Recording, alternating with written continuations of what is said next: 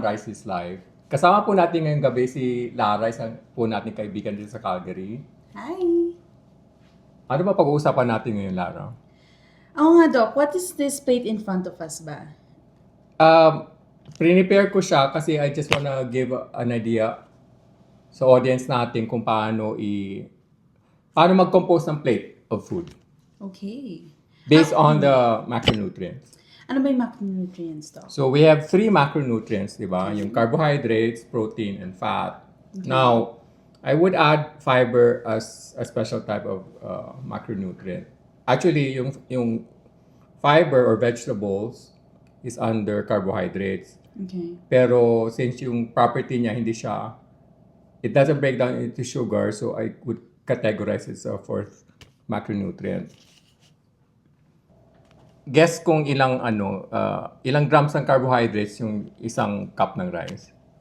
Grams of carbohydrates. Give me a number. 56? Lower. Ooh! 30?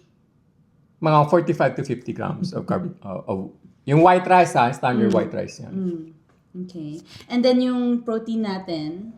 Yung protein, I would recommend mga 25 to 35 grams of protein per meal. 35 per meal. Oo. So, we have a small piece of steak here. Hindi naman kailangan laging steak, di ba? You know, you can substitute with eggs or kaya fish. Lean Kaya, meat?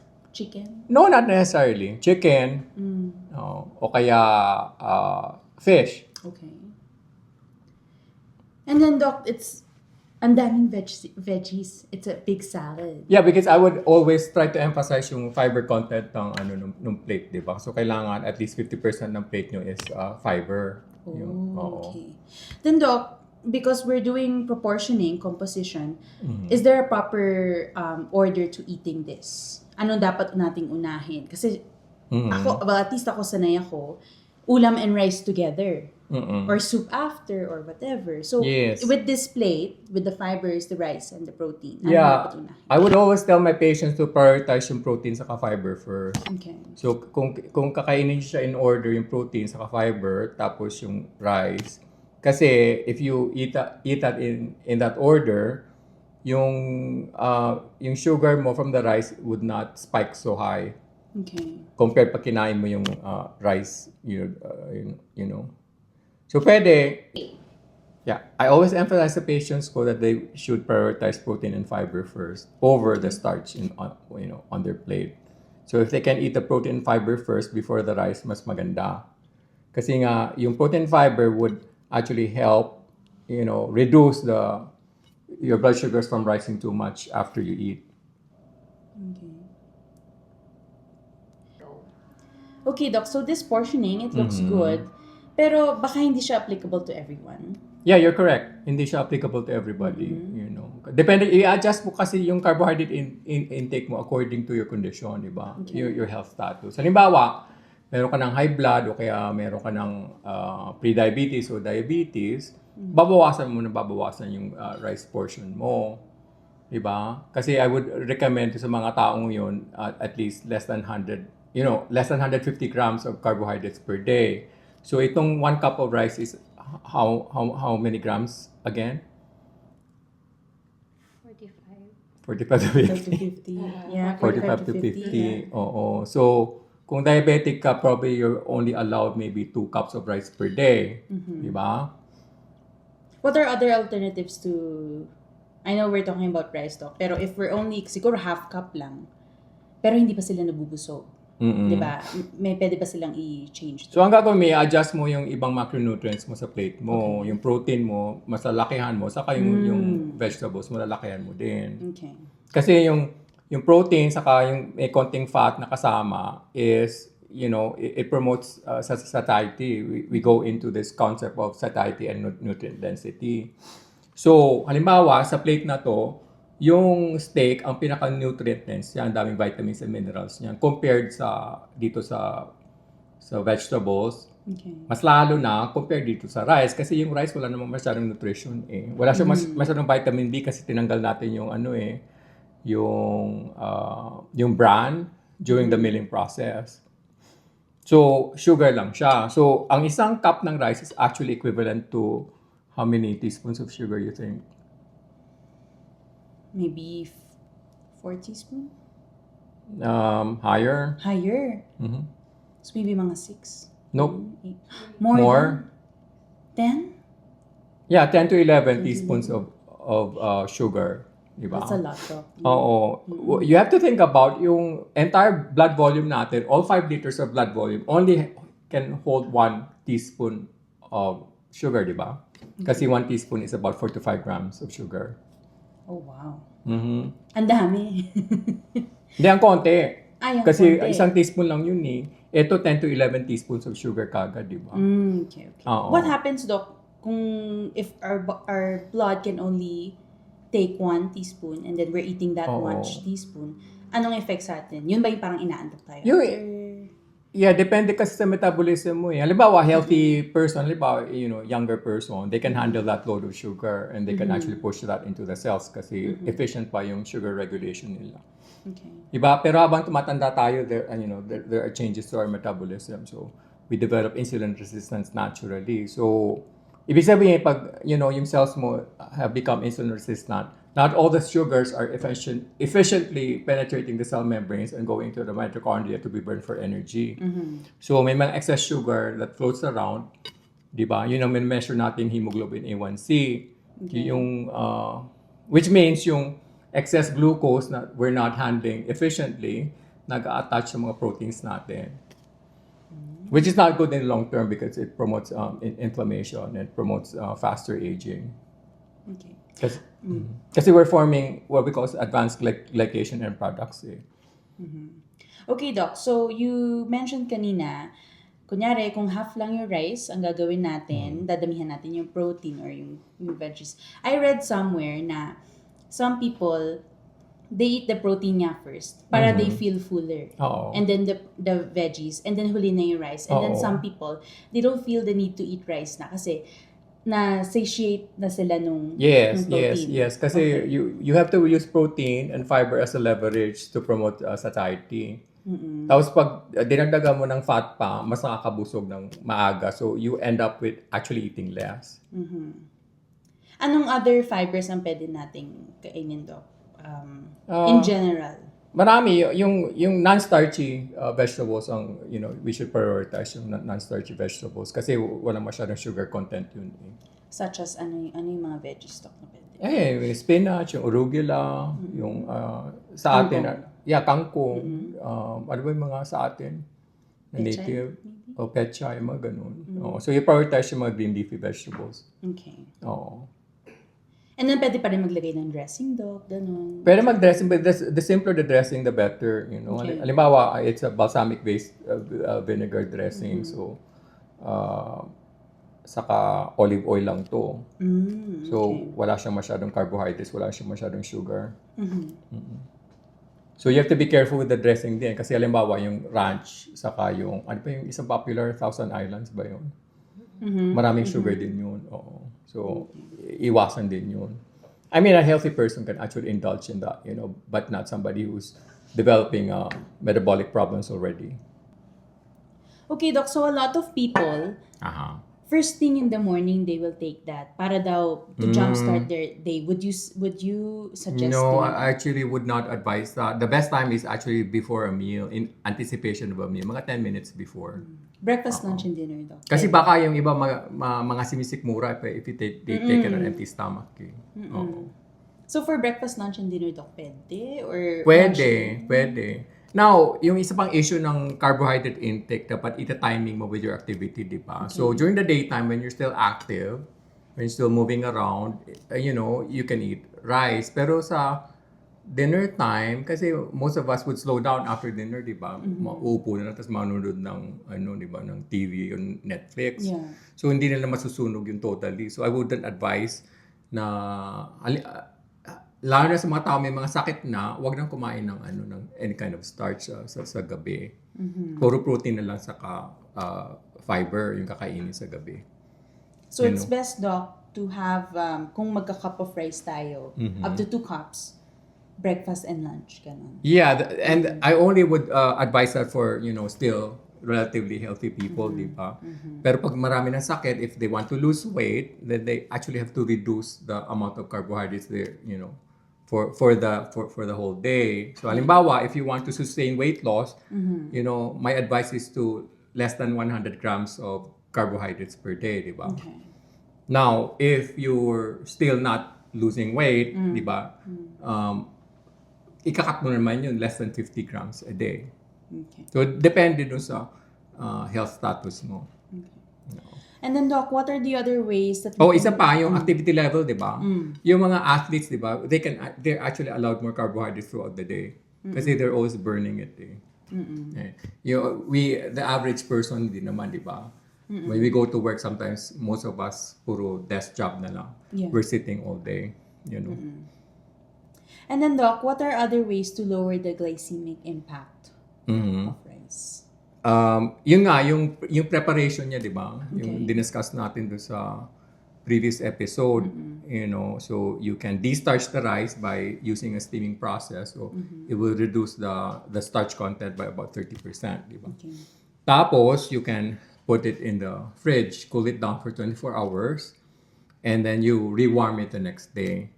Kasi as I said in the first episode, yung amylose, yun yung pinaka-main starch nung rice, kabit-kabit na glucose yun, mahaba. Tapos nagba-branch siya several points. Nagkikristallize yun during the cooling process. So it becomes more resistant to digestion. So ang mangyayari doon, it will traverse the small intestine where most of the absorption is. Pagdating niya sa large intestine, doon siya magbe-breakdown. Okay. And then, kasi may mga bacteria yung large intestine natin, So, i-breakdown siya ng bacteria. So, kasi hindi siya nagbe-breakdown habang, it traverses the small intestine, hindi mo ma-absorb yung karamihan ng sugar ng rice. Okay.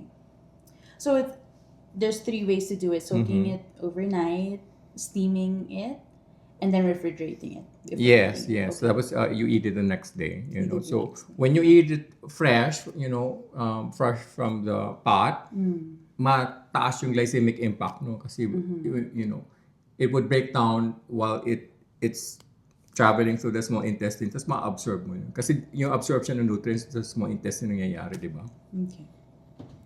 Okay, Doc, another question about yung apple cider vinegar. Oo. So, may mga iba, sinasabi nila, sumasakit yung tiyan nila or thinking nila is magkaka-stomach problem sila pag uminom sila ng apple cider vinegar. Totoo ba yun? Hindi karamihan ng mga pasyente ko, they don't report that. But I always advise them to take it in the context of food, of incoming food, not to take it on empty stomach. 10 minutes before the meal. 10 minutes, ideally, they should take it because, yung mga sinabi natin kanina, it helps with lessening the glycemic impact of, whatever starches in your plate. At the same time, it helps, it helps us digest food, right? Because it's acidic. And then, Doc, anong ilang teaspoon, ilang tablespoon dapat ang iniinom natin? Ako mga usually ang in-advise mo 1 teaspoon lang. 1 teaspoon lang. Okay. Small amount. Kailangan ba i-dilute or sabi mo nga it's better if raw talaga? No, sometimes, kasi yung ibang tao, they can't, ayaw nila yung taste ng It's vinegar. strong diba? and pungent. Yeah. So sometimes I would actually just mix it with cold water, to dilute it. Okay. Oo. Okay. And then, Doc, And sometimes it's actually good to drink first, di ba? water first. Water first para it will help reduce the volume of food that you're gonna require, di ba? And don't eat the plate with carbonated drinks. Kasi that will whet your appetite even more, di ba? So, water only. Water is the best. Water is the best. Yeah. Okay. Or you can actually, sometimes I make a drink out of water and then inahaluan ko ng kombucha, low sugar kombucha, saka itong apple cider vinegar. Yun yung drink ko while I'm eating. Okay. Yeah, so because you actually want to incorporate fermented foods into your diet too. That's actually a big part of our ancestral diets before refrigeration was invented. So we actually have to go back to the basics in order to be healthier. And one way to seed our intestines with good bacteria is by bringing fermented foods, like yung sauerkraut o yung kimchi. Sa Pilipinas yung achara. Ooh, yeah. Di ba? But karamihan kasi ng achara fake eh. So Tsaka kailangan... madaming sugar, Doc, na nilalagay. Oo, totoo. Nilalagay lang ng vinegar tapos ano yun? Sugar, di ba? Oo. So hindi siya talaga fermented. Yung traditional way preparing achara is ferment talaga siya for several days, di ba?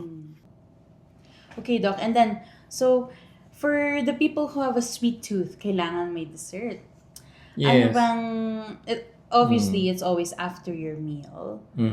Pero... Well, actually, dessert is actually an invention, di ba? I mean, it's Oh. not necessary. marketing lang. Ganun. Marketing. I think it was invented. I think the tradition of having postre dessert Okay. came from Europe. I think in France. Mhm. Oh. So I would suggest fruits na lang. Fruits? Anything Oo. specific na, kunyari, diabetic. Siyempre, mataas, di ba, ang Oo. fructose ng Doc, di ba? Yung fruit sugar sa mga Oo. fruits. Oo. Oo. Anong masasuggest mong fruits, Doc, to help? Kung gusto mo lang talaga kumain ng something sweet. Yung mga berries, the lowest in sugar, Okay. in the northern hemisphere, di ba? In general, yung tropical fruits has more sugar Okay. as a rule, di ba? So siguro pag tropical fruits, you just have, a small slice, a small serving. Tropical fruits like mango. Like mango, yeah. yung papaya, Papaya. yung banana. Ano ba yung mga tropical fruits? Basta yung mga... Tropical fruit. Diyan mas maraming asukal yun. Paano, Doc, here sa grocery sa Canada, usually it's apples, oranges, grapes, and then yung berries nga. Grapes actually is very high in sugar, di ba? Ay, okay. Yung apple is 25 grams of carbohydrates ata yung isang ganito. This is an average size apple. Mga 25 grams of carbohydrates. Most of it is actually sugar. 19 grams of it is sugar. Oh, wow. Right? So, if you're imagining, meron ka ng 45 grams carbohydrates nito, tapos dadagdagan mo ng 19 grams. Siguro mga isang apple lang a day. Oo. So, again, you kind of have to adjust depende doon sa health status mo. Halimbawa, kung gusto mong mag-lose ng weight ng fast, mas mabilis gusto mong mag-lose ng weight faster, sometimes I would tell patients to exclude fruits for a few months altogether and just concentrate eating vegetables saka protein. Kasi vegetables will help you, parang digest yung protein na kinain natin, gano'n. No. It actually promotes satiety. No? So, mas madali kang mabusog, okay. di ba? Yes. Oo. Tapos, kung pwede, dagdagan mo pa ng olive oil yan pag kinakain mo. Oh. Oo, kasi yung fat actually promotes more satiety and you end up eating less. Okay. Oo. Okay. Yun ang problema pag, marami kang kumain ng starch, it whets your appetite even more, Because it spikes your insulin and the insulin tells your brain to eat more. At the same time, become more resistant to leptin. Leptin is a hormone that's secreted by our adipose tissue. It's a satiety hormone too. It's trying to tell the brain to stop eating. So two things are happening. We're eating starch, di ba? Nagtatalo siya, gutom ka pa, and then you keep eating. Yes, and you keep eating. Ang problema, people would eat more of the starch rather than the protein and vegetables. So walang katapusan yung appetite nila. So, di ba? So when we minimize, yung suggestion mo kanina, Doc, is we do protein and then fiber and then yung carbs last. Para kapag kunyari busog na tayo, pwede na mamaya na lang yung ibang rice na natira, di ba? And you can apply the same principle pag kumakain sa labas, di ba? You pick your proteins and fiber first before the starch. Para pag nag-buffet, yung meat muna. Yes. Para hindi tayo busog na busog. Okay. Oo. Yeah. Kasi pag inuna mo yung starch, lalong yung appetite mo mag-i-increase. Tapos mas marami kang makakain. Kaya lang pag buffet, lugi ka noon. Oo nga. Di ba? Kasi kapag kumain ka na ng, noodles, rice, wala na. Hindi mo na nakakain yung mga... Ilakad mo na lang afterwards. O bumawi ka lang the next day. Ganun naman yun. Because you still have to enjoy life, di ba? Yes. Oo. Balance talaga, Doc. Hindi naman lagi kang di ba?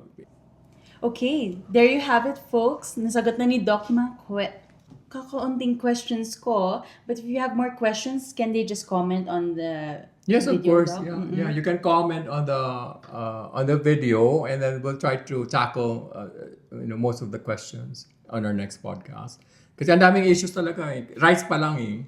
That you can actually discuss in several episodes. Eh. Kaya we decided to break it up into several episodes. Kasi ang daming pwedeng pag-usapan eh. Yung pa lang.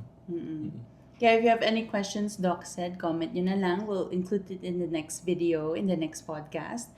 And then don't forget to like, subscribe, follow Doc Avi for anything health related.